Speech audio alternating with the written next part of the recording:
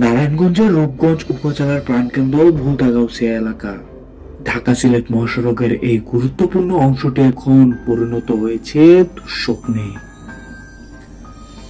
রাস্তা জুড়ে ময়লার স্তূপ, অবৈধ দোকান, সিএনজি স্ট্যান্ড আর বাস স্টপেজ, সব মিলিয়ে প্রতিদিনের চলাচল হয়ে উঠেছে এক শাস্তির নাম। জনসাধারণের প্রশ্ন, এত গুরুত্বপূর্ণ স্থানে কেন আসছে না স্থায়ী কোনো সমাধান? প্রশাসনের অভিযান কি শুধু লোক দেখানো? 6 লেনের রাস্তা এখন 2 লেনে সীমাবদ্ধ। 1 মিনিটের পথ পাড়ি দিতে সময় লাগছে প্রায় আধা ঘন্টা।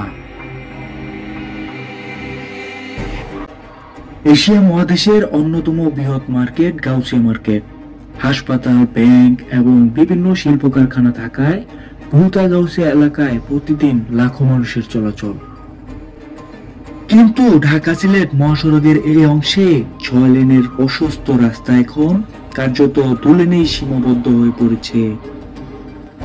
ফুটপাত দখল করে ওঠা, অবৈধ দোকানপাট, রাস্তার উপর সিএনজি বাস স্ট্যান্ড এবং পুরো ভ্রাম্যমাণ দোকানগুলো পুরো রাস্তাই দখল করে রেখেছে। জরুরি অ্যাম্বুলেন্স, যাত্রীবাহী গাড়ি, মালবাহী ট্রাক ও রিক্সা সব একসাথে আটকে পড়ায় 1 মিনিটের পথ পাড়ি দিতে সময় লাগছে প্রায় আধা ঘন্টা। এই যানজট কেবল শুধু সময় নষ্ট করছে না, মুমূর্ষু রোগী সহ সাধারণ মানুষের জীবনকেও ফেলছে হুমকির মুখে। যানজটের পাশাপাশি সড়কের একাংশ জমে থাকা ময়লা আবর্জনা যেন এক বিশাল ময়লার পাহাড়। এই দুর্গন্ধযুক্ত পরিবেশ পথচারীদের জন্য এক ভয়াবহ অভিজ্ঞতায় পরিণত হয়েছে।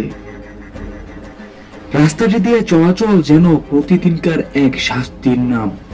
কেউ নাক চেপে দম বন্ধ করে পার হচ্ছে, আবার কেউ দুর্গন্ধ সহ্য করতে না পেরে বমিও করে দিচ্ছে। স্কুলগামী শিক্ষার্থী, রোগী, সাধারণ পথচারীদের জন্য এই অবস্থা একটি বড় ধরনের স্বাস্থ্য ঝুঁকি তৈরি করছে। দীর্ঘদিন ধরে চলা এই ভয়াবহ অবস্থার প্রেক্ষিতে স্থানীয় প্রশাসনের পক্ষ থেকে মাঝে মাঝে অভিযান চালানো হয়। তবে জনগণের অভিযোগ, এই অভিযানগুলো যেন শুধুই লোক দেখানো। অভিযান চলাকালীন সময়ে দোকানপাট সাময়িকভাবে গুটিয়ে ফেলা হয়, ফুটপাত কিছুক্ষণ খালি হয়, কয়েকটি সিএনজি ও বাস সরিয়ে নেওয়া হয়। প্রশাসনের পাশাপাশি স্থানীয় জনপ্রতিনিধিরাও মাঝে মাঝে ময়লা পরিষ্কারে কাজ করেন। তবে এসব কার্যক্রম অনেক সময় মনে হয় শুধু ক্যামেরার সামনে একটু চেষ্টা। অভিযান শেষে সমস্যা আবার আগের জায়গায় ফিরে যায়।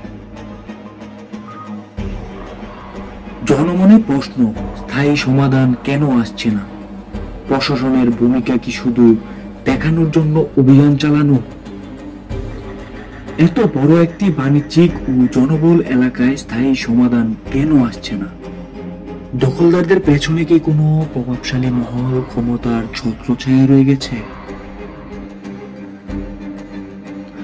জনগণের প্রত্যাশা, এই গুরুত্বপূর্ণ এলাকায় জনভোগান্তি নিরসনে প্রশাসন দ্রুত কার্যকরী ও স্থায়ী পদক্ষেপ গ্রহণ করবে। Vision news, Rupganj.